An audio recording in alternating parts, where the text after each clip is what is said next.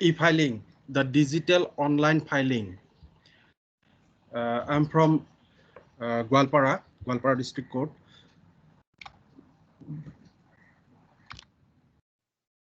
Topic of e-filing. Registration of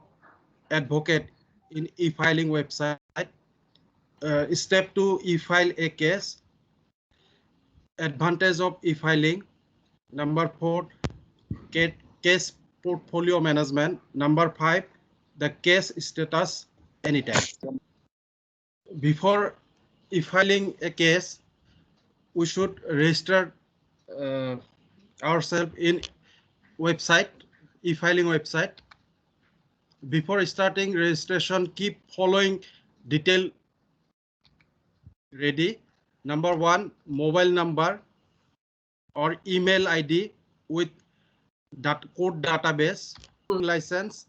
naiba bar registration certificate, which less than 50 KB. Number 5, smartphone or laptop with internet connection. আৰু এইখিনি কাম কৰিব লাগিব আমি 18 মিনিটছৰ ভিতৰত ৰেজিষ্ট্ৰেচনটো কৰিব লাগিব আমি 18 মিনিটছৰ ভিতৰত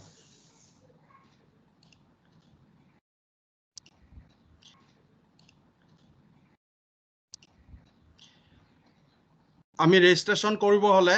10টা স্টেপ আমাক লাগিব প্ৰথমতে আমি www.efiling.ecourt.in ইয়াতে আমি ৰেজিষ্ট্ৰেচন কৰিব পোৰ্টেলত আমি গুগলত গৈ এটো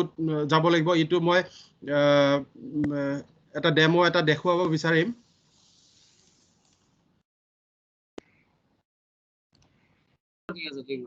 হয় তাৰ পিছত আমি এনেকুৱা এটা ইন্টাৰফেস পাম আসাম স্টেট ইয়াতে এডভোকেট ৰেজিষ্ট্ৰেচন আমি প্ৰথমতে কৰিব লাগিব এডভোকেটৰ ৰেজিষ্ট্ৰেচন তাৰ পিছত ইয়াতে এডভোকেটত ক্লিক কৰিব লাগিব ক্লিক কৰাৰ পাছত এনেকুৱা এটা ইন্টাৰফেস আহি যাব প্ৰথমতে এডভোকেটৰ আমাৰ মোবাইল নাম্বাৰ ইয়াতে পুট কৰিব লাগিব তাৰ পিছত ইমেইল আইডি পুট কৰিব লাগিব ইমেইল আইডি পুট কৰাৰ পাছত বাৰ এনৰোলমেন্ট ইয়াতে আমি পুট কৰিব লাগিব আমি কোৰ্ট কাম কৰো হাই কোৰ্টত না ডিস্ট্ৰিক্ট কোৰ্টত মই ডিস্ট্ৰিক্ট কোৰ্টত গটিকে মই ডিস্ট্ৰিক্ট কোৰ্ট সিলেক্ট কৰি লম তাৰ পিছত ইয়াতে স্টেট আহিব স্টেট আসাম হ'ব তাৰ পিছত স্টেট ডিস্ট্ৰিক্ট মোৰ ডিস্ট্ৰিক্ট গোৱালপাৰা ইয়াতে ক্যাপচা যিখিনি ডিসপ্লে হৈ আছে এই ক্যাপচাখিনি ইয়াতে পুট কৰিব লাগিব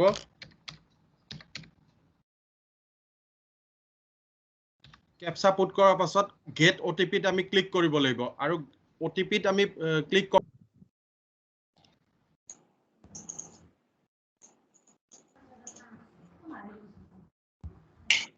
আমাৰ মোবাইল নাম্বাৰত আৰু ইমেইল আইডিত ওটিপি গুছি যাব ওটিপি যোৱাৰ পাছত 5 নম্বৰ স্টেপটো হ'ব আমি ইয়াতে যদি আমি মোবাইলত ওটিপি পাওঁ এইখিনিত আমি ওটিপিটো পুট কৰিব লাগিব আৰু যদি ইমেইলত পাওঁ এইখিনিত আমি ওটিপিটো পুট কৰিব লাগিব নাইবা আমি যিকোনো এটাত নাম এটাত ওটিপি পাব পাৰো হয় মোবাইল নাইবা ইমেইলত ইয়াতে এটাৰ অপচন আছে যেটো ওটিপি পাও হেতু ওটিপি পুট কৰাৰ পাছত ক্যাপচা কোডটো ইয়াতে পুট কৰিব লাগিব গেট আৰু ইয়াতে ভেৰিফাই ওটিপি আমি ক্লিক কৰিব লাগিব ভেৰিফাই ওটিপি ক্লিক কৰাৰ পাছত আমাৰ পাসওয়াৰ্ড ক্ৰিয়েট কৰিব লাগিব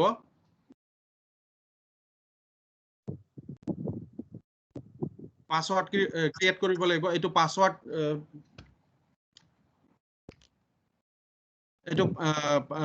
স্টেপ 8 পাসওয়াৰ্ড আমি ইয়াতে পাসওয়াৰ্ডটো আমাৰ হ'ব লাগিব এটা 8 ক্যাৰেক্টাৰ 8 ডিজিটৰ এটা পাসওয়াৰ্ড হ'ব লাগিব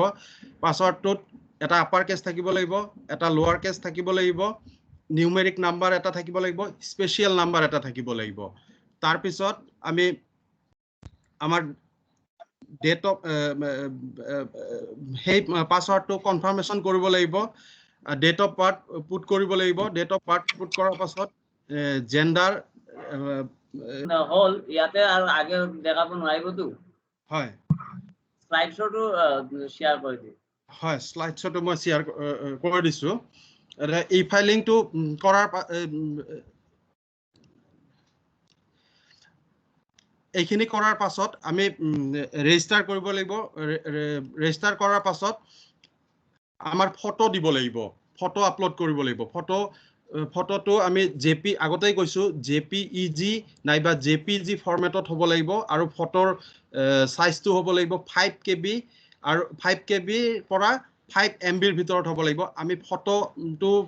ইয়াতে ল্যাপটপত আমি আগতে ৰাখি ল'ব লাগিব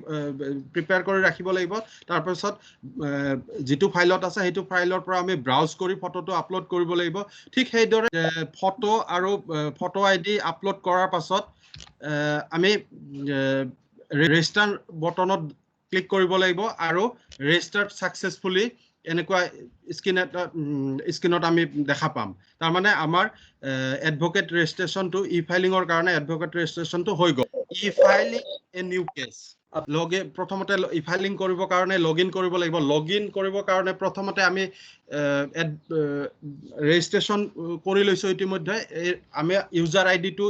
ইয়াতে দিব লাগিব ইউজাৰ আইডিটো ইয়াতে পুট কৰাৰ পাছত আমি পাসওয়াৰ্ড এটা ক্ৰিয়েট কৰিছিলো পাসওয়াৰ্ডটো পুট কৰিব লাগিব আৰু ক্যাপচা যেটো আছে ক্যাপচাটো ইয়াতে পুট কৰি লগইন কৰিব লাগিব নেক্সট স্লাইডটো হৈছে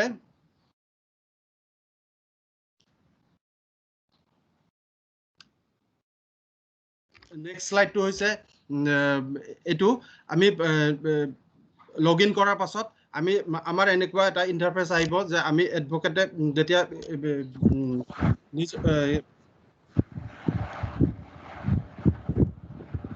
যেতিয়া ৰেজিষ্টাৰ কৰিম এনেকুৱা এটা ইন্টাৰফেস আহিব আমি নিউ কেছত গৈ আমি ক্লিক কৰিব লাগিব নিউ কেছ ক্লিক কৰাৰ পাছত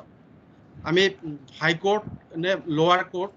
হেতু সিলেক্ট কৰি ল'ব লাগিব হাই কোৰ্ট হেতু সিলেক্ট কৰাৰ পাছত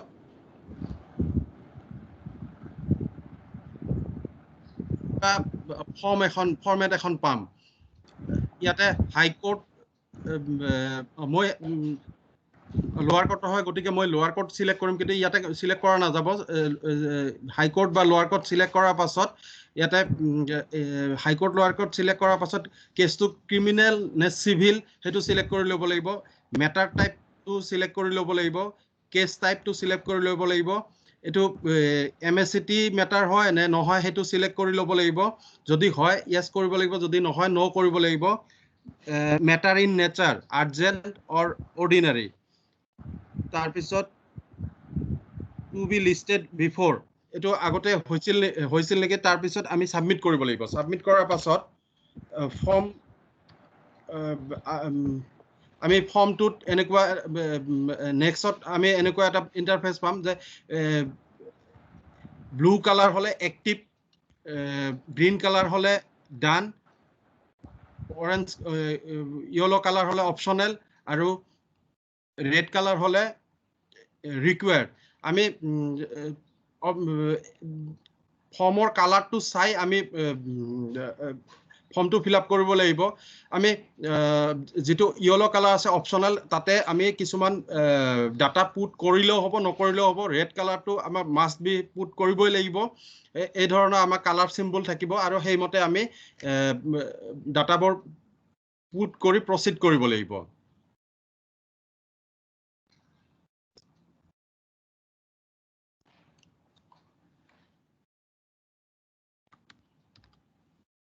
Next আহিল কমপ্লেইনেন্ট পিটিশনাৰ ইনফৰমেশন আমি কমপ্লেইনেন্ট পিটিশনাৰ ইনফৰমেশন বিলাক আমি পুট কৰিব লাগিব প্ৰথমতে কমপ্লেইনেন্ট নেম তাৰ পিছত ৰিলেশন অফ কমপ্লেইনেন্ট কি হ'ব কমপ্লেইনেন্টৰ লগত তাৰ পিছত ফাদাৰ্স নেম ৰিলেশন নেম তাৰ পিছত কমপ্লেইনেন্টৰ ডেট অফ বাৰ্থ কমপ্লেইনেন্টৰ age gender male or female religious কোনটো ৰিলিজনৰ পৰা হয় কাষ্ট কি হয় কমপ্লেইনেন্টৰ বা পিটিশনাৰৰ ইমেইল আইডি পুট কৰিব লাগিব মোবাইল নাম্বাৰ পুট কৰিব লাগিব পিটিশনাৰৰ বা কমপ্লেনেণ্টৰ এড্ৰেছটো পুট কৰিব লাগিব, ষ্টেট তেওঁ কোনখন ষ্টেটত থাকে, ডিষ্ট্ৰিক্টত আমি ফিল আপ কৰিব লাগিব, তালুকা যদি থাকে তালুকাত, টাউন কোনটো টাউনৰ পৰা বা ভিলেজ আৰু পিন কোড আৰু পুলিচ ষ্টেচন এইকেইটা আমি ফিল আপ কৰি নেক্সটত আমি সিলেক্ট কৰি ল'ব লাগিব। নেক্সটত আমি নেক্সট পেজটো পাম।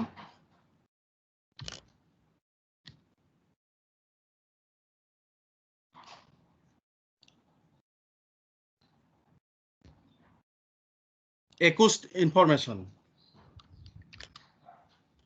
একুষ্টৰ ক্ষেত্ৰতো সেই একেধৰণে একুষ্টৰ নাম, ৰিলেশ্যন তাৰপিছত ৰিলেশ্যন থকা ব্যক্তিজনৰ একুষ্টৰ লগত ৰিলেশ্যন থকা ব্যক্তিজনৰ নাম, ডেট অফ বাৰ্থ, এজ, একুষ্টৰ এজ, একুষ্টজন মেল নে ফিমেল, আৰু ৰিলিজিয়ন, কাষ্ট কি হয়, একুষ্টৰ ইমেইল আইডি, একুষ্টৰ mobile number, address, state, district, taluka, town, ward number, village, pincode number আৰু পুলিচ ষ্টেচন একুষ্টৰ এইখিনি ছেভ কৰিব লাগিব। ছেভ কৰাৰ পাছত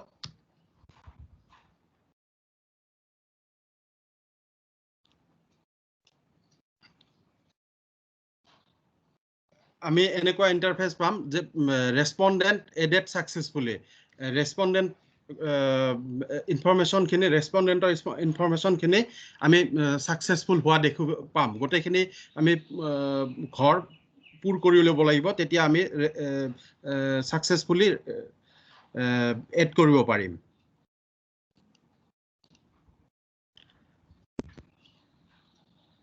কমপ্লেনেণ্ট আৰু পিটিশ্যনাৰৰ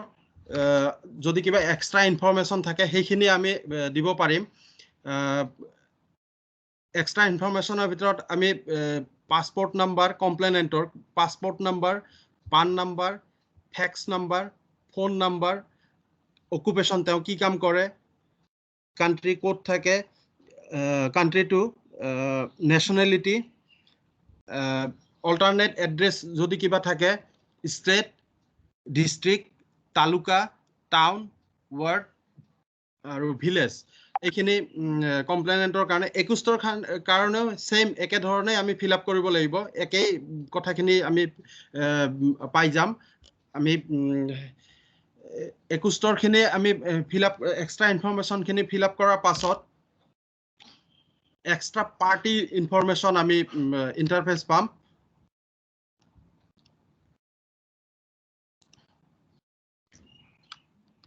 এক্সট্ৰা পাৰ্টি ইনফৰমেশ্যনত আমি একুষ্টৰ ইয়াতে দেখুওৱা হৈছে, এই শ্লাইডটোত দেখুওৱা হৈছে একুষ্টৰ এক্সট্ৰা পাৰ্টি ইনফৰমেশ্যন, একুষ্টৰ নাম, একুষ্টৰ ফাদাৰ্ছ নেম, একুষ্টৰ age, gender, religion, caste, email ID, mobile number, address, state, district, taluka, town, ward, village, pincode. যদি আৰু কিবা আগতে আপলোড কৰাতকৈ আৰু যদি কিবা এক্সট্ৰা থাকে সেইটো আৰু বেলেগ একুষ্ট যদি থাকে সেইটোৰ এক্সট্ৰা পাৰ্টি ইনফৰমেশ্যনত আমি ফিল আপ কৰিব লাগিব। আমি এক্সট্ৰা পাৰ্টি এইখিনি ফিল আপ কৰাৰ পাছত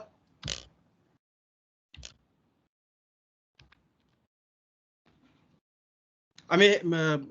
ছেভ কৰি ল'ব লাগিব। ছেভ কৰি ল'ব লাগিব আমি এক্সট্ৰা পাৰ্টি ইনফৰমেশ্যনখিনি ছেভ কৰাৰ পাছত আমি কেছ ডিটেইল আমি পাম। কেছ ডিটেইলত আমি পাব পাৰোঁ যে cause of action, date of cause of action, important information or subject or reason ইয়াতে ফিল আপ কৰিব লাগিব। প্ৰেয়াৰটো ফিল আপ, আমি কি প্ৰেয়াৰ কৰিছোঁ কেছৰ কাৰণে প্ৰেয়াৰটো, আৰু যদি কিবা ক্লেইম কৰিছোঁ ক্লেইম এমাউণ্টটো আমি ইয়াতে পুট কৰিব লাগিব। আৰু ৰিলিফ যদি কিবা খুজিছোঁ আমি ৰিলিফ ইয়াতে লিখি পেলাই আমি পুট কৰিব লাগিব। আৰু ইয়াতে হাইড পাৰ্টি অপশ্যন, আমি যদি কেতিয়াবা কোনোবা পাৰ্টি হাইড কৰিব বিচাৰোঁ,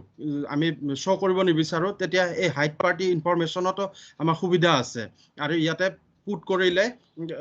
ইয়াতে ক্লিক কৰিলে পাৰ্টিটো হাইড হৈ যাব আৰু এইখিনি কৰাৰ পাছত আমি সেভ কৰিব গোটেইখিনি ডাটা আমি সেভ কৰিব লাগিব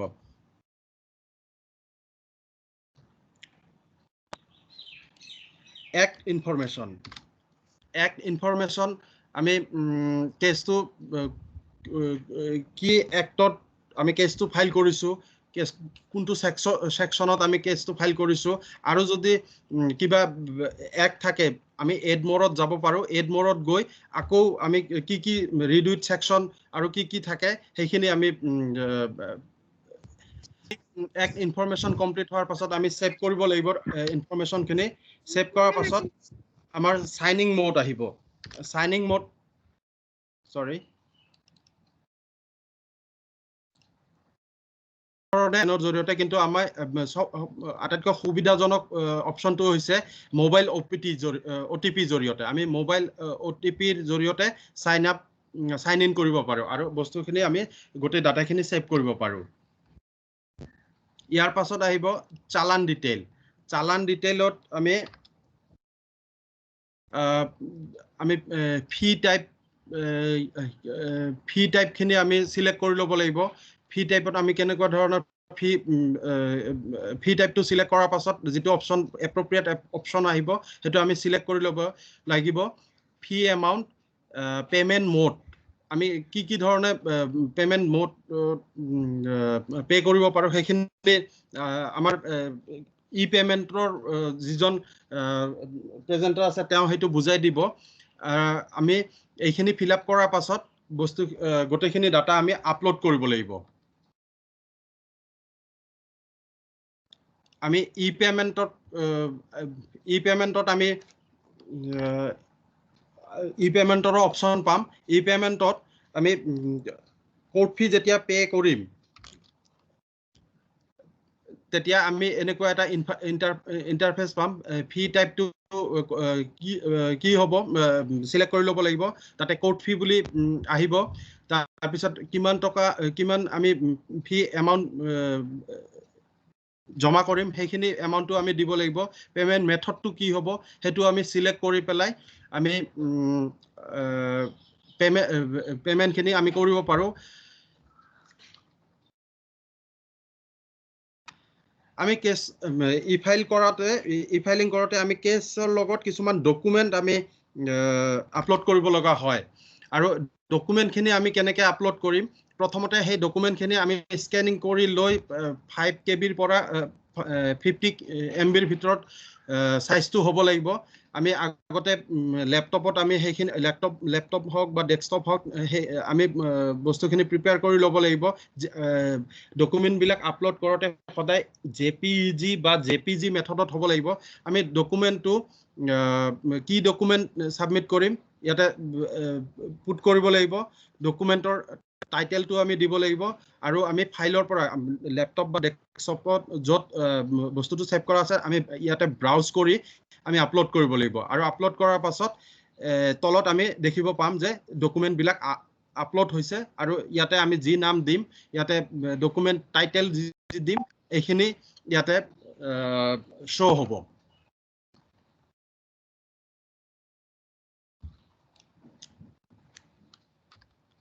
আমাৰ কেতিয়াবা ভুলতে ৰং ডকুমেন্ট আপলোড হৈ যাব পাৰে তাৰ কাৰণে আমি প্ৰথমতে ডকুমেন্টটো আমি সিলেক্ট কৰি ল'ব লাগিব আমি হেতু আপলোডেড ডকুমেন্ট খিনি আমি ডিলিট কৰিব লাগিব সেই কাৰণে প্ৰথমতে ডকুমেন্টটো সিলেক্ট কৰিব ল'ব লাগিব লৈ তাৰ পিছত ডকুমেন্টৰ নামটো ইয়াতে সিলেক্ট কৰি লৈ আমি ইয়াতে সিলেক্ট কৰি লৈ ডকুমেন্টটো আমি ডিলিট কৰিব পাৰিম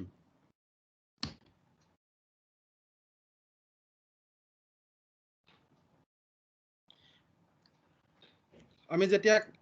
ই ফাইলিং কৰাৰ পাছত নেক্সট স্টেপটো হ'ব লিটিগেন্ট এফাৰ্মেশনটো আমি ইতিমধ্যে আমি কমপ্লেনেন্টৰ মোবাইল নাম্বাৰ বা ইমেইল নাম্বাৰ খিনি আমি আগতে পুট কৰিছো তাৰ পিছত আমি যেতিয়া প্ৰচিড কৰি থাকে তেতিয়া লিটিগেণ্ট ইনফৰমেশ্যন বুলি যেতিয়া অপশ্যন আহিব পেজ আহিব তেতিয়া লিটিগেণ্টৰ আমি মোবাইল নাম্বাৰটো লিটিগেণ্টৰ মোবাইল নাম্বাৰটো ইয়াতে আমি পুট কৰিব লাগিব আৰু সেই পুট কৰাৰ লগে লগে লিটিগেণ্টৰ মোবাইলত এটা OTP যাব আৰু OTP-টো যোৱাৰ পাছত সেই OTP-টো আমি ভেৰিফাই কৰিব লাগিব আৰু ভেৰিফাই কৰাৰ পাছত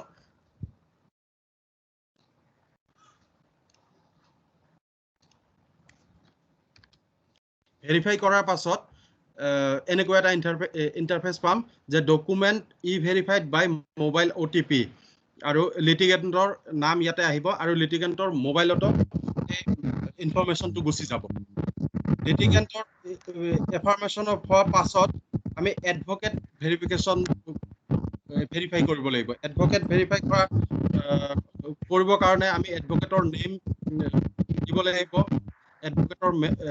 মোবাইল নাম্বাৰ দিব লাগিব আৰু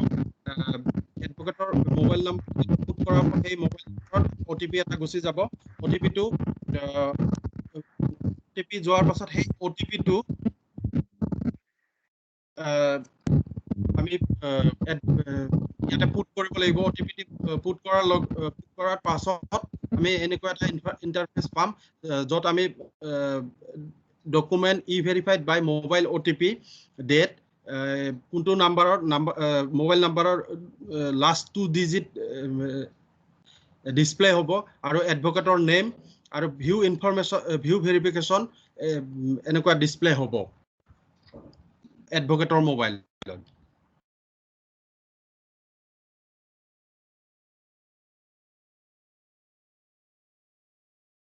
expand all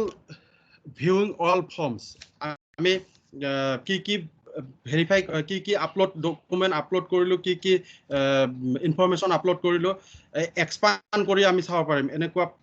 প্লাছ চিন থকা কিছুমান অপশ্যন পাম আমি সেইবিলাকত ক্লিক কৰিলে এক্সপান্ড কৰিব পাৰিম গোটেই ডকুমেণ্টবিলাক আপলোডেড ডকুমেণ্টখিনি আমি এক্সপান্ড কৰিব পাৰিম এনেকুৱা ধৰণৰ এক্সপান্ড বটন থাকিব আৰু আমি সেইবিলাকত ক্লিক কৰি গোটেইখিনি বস্তু আমি ৰিভেৰিফিকেশ্যন কৰিব পাৰিম আৰু ৰিভেৰিফিকেশ্যন কৰাৰ পাছত ফাইনেল সাবমিট কৰিব লাগিব ফাইনেল সাবমিট কৰাৰ পাছত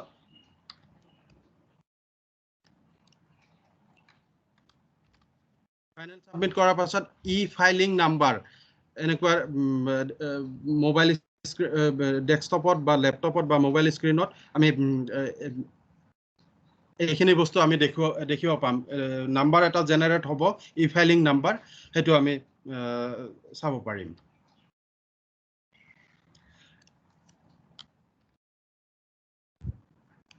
তাৰ পিছত আমি একনলেজমেন্ট হিচাপে গোটেই কেছৰ ডিটেইলখিনি আমি এনেকুৱা ধৰণে পাম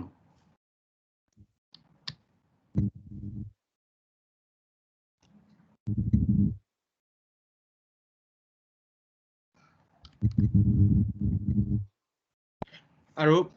এনেকুৱা ইণ্টাৰফেচ পাম মোৰ কেইটা কেছ ফাইল কৰিলো আমি কেইটা কেছ ফাইল কৰিলো কেইটা কেছ পেন্ডিং হৈছে কেইটা কেছ একসেপ্টেড হৈছে কেইটা কেছ নট একসেপ্টেড গোটেইখিনি আমি বস্তু পাম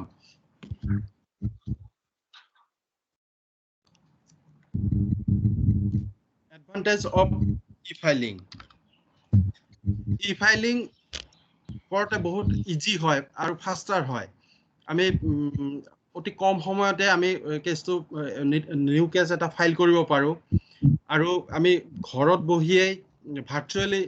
ইনষ্টেন্ট এক্সেছ আমি ঘৰত বহিয়ে আমি কেছটো ই-ফাইল কৰিব পাৰো ঘৰত বহি বুলি নহয় যিকোনো ষ্টেচনত নেট থকা ইন্টাৰনেট থকা স্পেচ ঠাইত গৈ আমি নিউ কেছ ই-ফাইলিংৰ জৰিয়তে কৰিব পাৰো ই-ফাইলিঙে আমাৰ বহুতখিনি স্পেচ সেভ স্পেচ আমাৰ ফাইল ৰখাৰ কাৰণে বহুতখিনি ঠাই লাগে কিন্তু ই-ফাইলিং হোৱাৰ লগে লগে আমাৰ ফাইলৰ সংখ্যা কমি যায় আমাৰ বহুতখিনি বাৰ্ডেনো কমি যায় ফাইলিঙৰ কাৰণে কষ্ট সেভিং হয় আমি জেৰক্স কৰিব লাগে বা কিছুমান বস্তু ডকুমেণ্ট জমা দিবৰ কাৰণে আৰু বহুত ধৰণৰ জেৰক্স কৰিব লাগে ইয়াৰ পৰা আমাৰ ই-ফাইলিঙৰ জৰিয়তে আমাৰ এইখিনি কষ্ট ছেভিং হয় আৰু minimise physical travel to court আমি কোৰ্টত নোযোৱাকেও আমি ই-ফাইলিঙৰ জৰিয়তে আমি কোৰ্টত কেছটো ফাইল কৰিব পাৰোঁ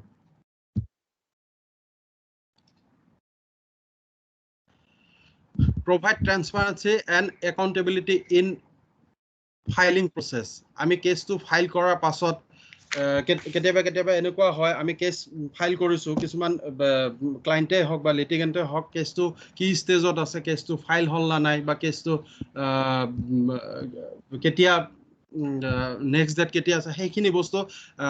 লিটিগেণ্টে বা ক্লায়েণ্টে গম নাপায় কিন্তু ই-ফাইলিং কৰাৰ লগে লগে তেওঁলোকৰ মোবাইলৰ জৰিয়তে বা তেওঁলোকৰ যিবিলাক ডিভাইচ আছে ডিভাইচৰ জৰিয়তে গোটেইখিনি বস্তু তেওঁলোকে গম পায় যে কেছটো আজি ফাইল হ'ল নেক্সট ডেট এতিয়া অমুক হৈছে কি কোনটো ষ্টেজত আছে আমি সেইখিনি বস্তু লিটিগেণ্টে সাধাৰণতে গম পায় বা আমি জুনিয়ৰ চিনিয়ৰ গোটেইখিনি এডভোকেটৰ এট এ টাইমে গম পাওঁ ফ্ল'ৰ মেনেজমেণ্ট বিকাম চিম্পলাৰ আমি ই-ফাইলিঙৰ জৰিয়তে আমাৰ কিছুমান কাম মেনেজমেণ্ট কৰা আমাৰ সুবিধা হয় আমাৰ বহুতখিনি কাম ফাষ্ট হয় আৰু ফাষ্ট হয় ইজি হয় আৰু আমাৰ কাম কৰাৰ কাৰণে সুবিধা হয় কোৰ্টত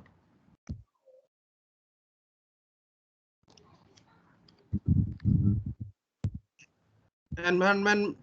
ফ্ৰেণ্ডলি হয় কাগজৰ খৰচ কম হয় কাগজ কেতিয়াবা এটা কেছ বহুত লং ৰানৰ কাৰণে চলি থাকে সেইবিলাক 10 বছৰ বা তাতকৈ বেছি পেণ্ডিং থকা কেছৰ যিবিলাক পেজ হয় সেইবিলাক অলপমান উৱলি যোৱা ধৰণৰ হয় অলপ বেয়া হয় ডেমেজ হোৱা ধৰণৰ হয় বা বৰষুণৰ বতৰত কাগজবিলাক অলপ ডেমেজ হোৱা ধৰণৰ হয় কিন্তু ই-ফাইলিঙৰ জৰিয়তে আমি যিহেতু ডিজিটেলি কেছবিলাক ফাইল কৰোঁ তাতে কোনো ধৰণৰ কাগজ বা নষ্ট হোৱাৰ চান্স নাথাকে আমাৰ এনভাইৰনমেণ্ট ফ্ৰেণ্ডলি হয় কাগজৰো ব্যৱহাৰ কম হয় আজিকালি চৰকাৰে সেইটো গুৰুত্ব দিছে যে কাগজৰ ব্যৱহাৰটো কমাব লাগে আৰু টেকন'লজিকেল এম্পাৱাৰমেণ্ট আমি টেকন'লজিকেল বহুতখিনি আমি ডেভেলপ হৈ যাওঁ